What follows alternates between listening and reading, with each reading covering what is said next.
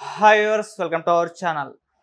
I-PAC 400 కోట్లు జగన్మోహన్ రెడ్డి గారు ఇచ్చారా అంటే అవునని అంటున్నారు శ్రీరెడ్డి గారు. ఆమె ఒక హింట్ ఇచ్చింది. దాని ప్రకారంగానే ఐపాక్ 400 కోట్లు ఇచ్చి సర్వేలు చేయించుకోవడం, వర్క్ చేయించుకోవడం చూస్తున్నాం. మరి నిజంగా అంత అమౌంట్ ఇచ్చారా లేదా, అసలు శ్రీరెడ్డి ఏం చెప్పింది? సో ఇదే అంశం మీద డిస్కస్ చేయడానికి ప్రజెంట్ మనతో పాటు సీనియర్ జర్నలిస్ట్ జగదేవ్ గారు ఉన్నారు. వారితో ఒకసారి డిస్కస్ చేద్దాం. సార్ నమస్కారం. సార్ శ్రీరెడ్డి గారు మరొక అంశాన్ని లేవనెత్తారు. ఐపాక్కి 400 crores ఇచ్చినట్టుగా ఆమె చెప్పడం చూస్తున్నాం సార్. మరి నిజంగా అంత అమౌంట్ ఇచ్చారా? అంత అమౌంట్ ఎందుకు ఇచ్చినట్టు? అంటే ఐపాక్కి అమౌంట్ ఇచ్చారనే దానికన్నా మాకు ఇవ్వలేదనే ఆవేదనే ఆవిడ మాటల్లో నాకు అనిపించింది. ఎందుకంటే అది తప్పని నేను అనట్లేదు, కరెక్టే.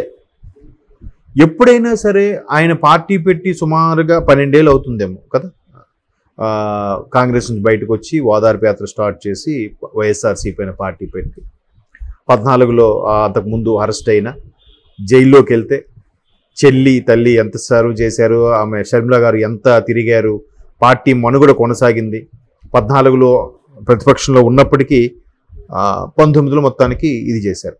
మరి 19లో ప్రభుత్వం వచ్చే వరకు కూడా 2009-10 నుంచి కూడా 10-11 నుంచి వచ్చే వరకు 2019 గవర్నమెంట్ వచ్చే వరకు ఎవరెవరు కొమ్ము కాశారు, ఎవరెవరు తనతో ఉన్నారు, ఎవరెవరు జెండా పట్టుకుని తిరిగారు, ఎవరెవరు తన భుజస్కంధాల మీద జగన్మోహన్ రెడ్డి అనే పేరుని, రాజశేఖర రెడ్డి గారు అనే పేరుని, తనయుడు అనే పేరుని ఎవరెవరు మోసారు, వాళ్ళందరినీ గుర్తుపెట్టుకోవాల్సిన అవసరం ఆవశ్యకత ఉందా లేదా? ఇప్పుడు ప్రధానంగా వినిపిస్తున్న చర్చ ఏంటంటే, మొదట్లో ఉన్నప్పుడు ఎవరైతే ఆయన ప్రతిపక్షం ఉన్నప్పుడు ఆయనకు కొమ్ము కాసి నిలబడ్డారో 19 తర్వాత వాళ్ళలో ఒక్కొక్కరుగా దూరం అయిపోయారు అనే చర్చ కూడా నడుస్తుంది.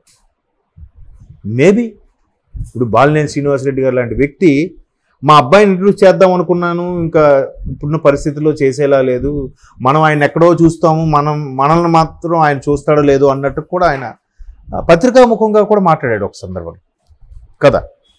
సో ఇట్లాంటి అనుభవాలు చాలామందికి ఉన్నాయి. అవన్నీ వేరు. ఇప్పుడు జక్కంపూడి రాజా గారు ఓపెన్ అయిపోయాడు. ఆయన మేము కలుద్దాం అన్న కింద స్థాయి ధనుంజయరెడ్డి లాంటి వాళ్ళు కలవడం లేదు. ఇప్పుడు ఈయన కలవకపోతే ఆయనైనా కనీసం ఏంటి ఏం నడుస్తుందో, వచ్చారంటే వెళ్ళారంట, మళ్ళీ ఎప్పుడు కలుస్తారని అనాలి కదా, అది లేదు.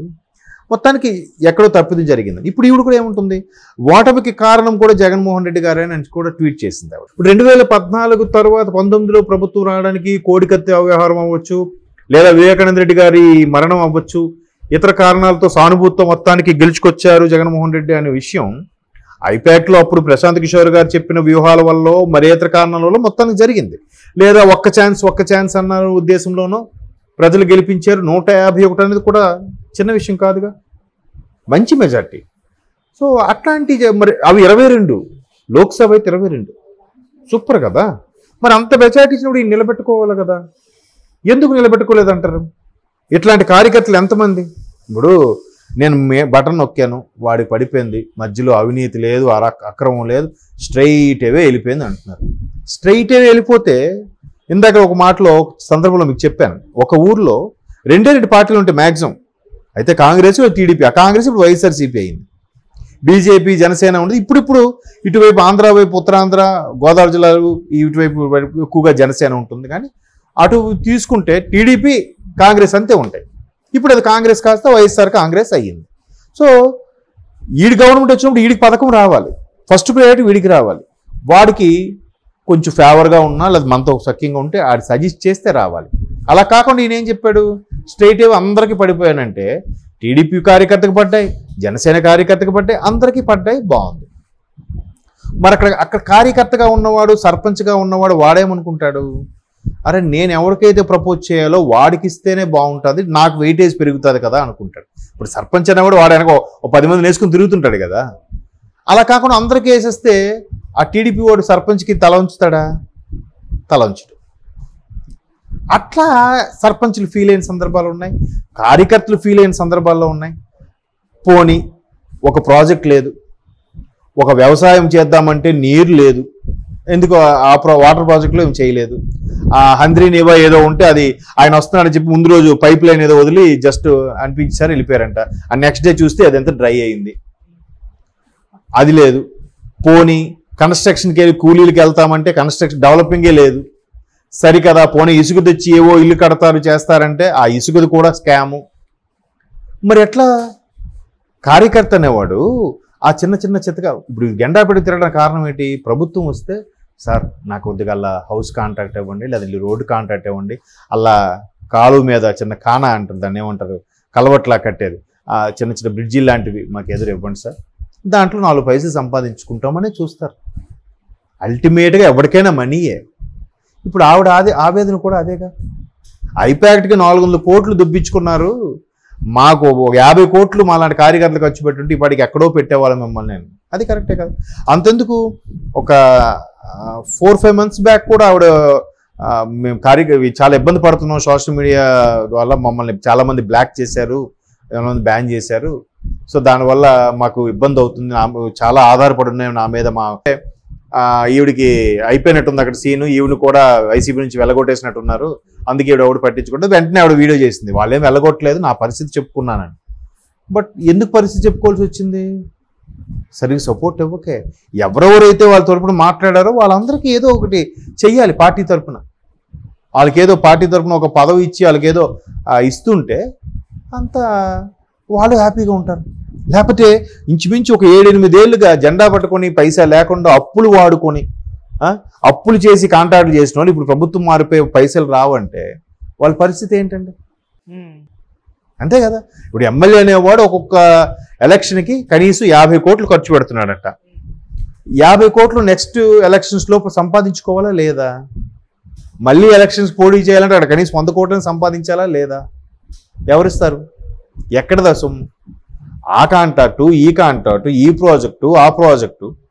ఇప్పుడు బడా నేతలు ఎలా ఉంటారంటే, సార్ మన ఊరికి ఈ స్కూలో లేకపోతే ఒక యూనివర్సిటీ అది వస్తుంది, దీనికి మాకు ఒక కాంట్రాక్ట్ ఇప్పిస్తే చూస్తాం, సరే మీకేం కావాలి, ఎవరితో సంతకం కావాలి, ఎవరితో అప్రూవల్ కావాలి చెప్పండి, మీ పర్సంటేజ్ అంతా మాకు పర్సెంటేజ్, మాకు కాకపోయినా మా కుర్రోళ్ళు ఉన్నారు, మా కుర్రోళ్ళకి పనిలో పెట్టండి, లేదా మాకు మా దగ్గర ఎప్పటి నుంచో పనిచేస్తున్నారు వాళ్ళిద్దరు ముగ్గురు తీసి అంత కాంట్రాక్టర్గా భాగస్వామి చేయండి, లేదా అందులో వచ్చిన పర్సంటేజ్ వాళ్ళకి షేర్ ఇవ్వండి. ఇట్లా చేస్తే ఆ నాయకుడికి వీళ్ళందరూ హ్యాపీగా దాసోహం అన్నట్టుంటారు. ఈ నాయకుడు కూడా పై నాయకుడికి హ్యాపీగా మూవ్ అవుతాడు, వీళ్ళు కూడా బతుకుతారు, రెవెన్యూ జనరేట్ అవుతుంది. అన్నీ మళ్ళీ అక్కడ రెవెన్యూ జనరేటరే. పథకాలు ఇచ్చేసాం, నేను నాయకుడికి ఇలాగే ఉంటాను, మీరు ఎప్పుడు అలాగే కూలీలాగే ఉండండి అని అంటే ఎంతవరకు కరెక్ట్? సో ఇట్లాంటి శ్రీరెడ్డి లాంటి కార్యకర్తలు చాలామంది ఉన్నారు, చాలామంది. ఈవిడ ఒక ఓపెన్ అయ్యి బయటికి ధైర్యం చేసి ఫైర్ బ్రాండ్గా పేరు తెచ్చుకుంది కాబట్టి బయటకు వచ్చి చెప్తుంది ఆవిడ. నిన్న మొన్న ఒక వీడియో విన్నాను, చాలా వరస్ట్గా మాట్లాడింది ఆవిడ. అంటే వరస్ట్గా అంటే వల్గర్గా మాట్లాడింది. నేను ఏదో మీకు ఫేవర్గా మాట్లాడతాను అని చెప్పి టీడీపీ వాడు ప్రతి ఒక్కడు కూడా నా మీద లేనిపోని మాట్లాడినారు, చాలా వల్గర్ మాట్లాడానని అవన్నీ చెప్తూ వచ్చింది. మరి ఆవిడ కరెక్టే కదా ఆవిడ ఆవేదన. ఎంతసేపు భార్గవరెడ్డి ఎవరు ఉన్నారంటే మన సజ్జల గారు, వాళ్ళ అబ్బాయికే కేటాయించి తప్ప మిగతా వాళ్ళకి ఎవరికి అంతగా చేయలేదని కూడా గతంలో ఒక వీడియోలో ఎవరో చెప్పారు. ఆ తర్వాత ఈ ఐపాక్ లాంటి వాళ్ళకి బాబు పోతుందని వాళ్ళకి సర్వేలు కరెక్ట్గా చెప్పాలి కదా, అది కూడా చెప్పకుండా మీరు సూపర్ సార్, ఇంద్రుడు సార్ అంటే ఆయన బయటికి క్యాలిక్యులేషన్ కొన్ని మార్చొచ్చు, కొన్ని చేంజెస్ రావచ్చు. ఇప్పుడు గవర్నమెంట్ ఉన్నాక పార్టీ పదవి కూడా కీలకమే. పార్టీకి సెక్రటరీగా చేశారనుకో ఎవరినైనా ఒకరిని, అది కూడా పవర్ఫుల్లే కదా. పార్టీ ఏపీ టీడీపీ సెక్రటరీగా ఉన్నారంటే ఇది రేంజ్ వేరు ఉంటుంది. ఇప్పుడు నరేంద్ర మోడీ గారు అంతా నడ్డా గారికి కూడా అంత వాల్యూ ఉంటుంది, అంతే కదండి ప్రధాని. బట్ ఇక్కడ బీజేపీ దేశ అధ్యక్షుడు, జాతీయ అధ్యక్షుడు, ఇది వేరు ఉంటుంది కదా. కాబట్టి అది పట్టించుకోవాల్సిన అవసరం లేదని నా అభిప్రాయం. బట్ ఏదో ఒకటి ప్రతిపక్షాలు కూడా ఊరికే గుంజుతూ ఉంటారు కదా మిస్టేక్స్ ఇవి, అరే బాలయ్య బాబు ఎంత ఇది చేశారని. స్వయాన బియ్యంకుడే ముఖ్యమంత్రి, బియ్యంకుడు పైగా చెల్లెలో అక్క భర్త చంద్రబాబు నాయుడు గారు, మరి ఒక అల్లుడు రాష్ట్ర మంత్రి, ఇంకో అల్లుడు ఎంపీ, ఇన్ని ఉన్నాయి కదా వాళ్ళ ఇంట్లోనే. మరి ఇంకా ఆయనకి ఇస్తే ఏంటి ఇవ్వకపోతే ఏంటి చెప్పండి. Okay, thank you so much.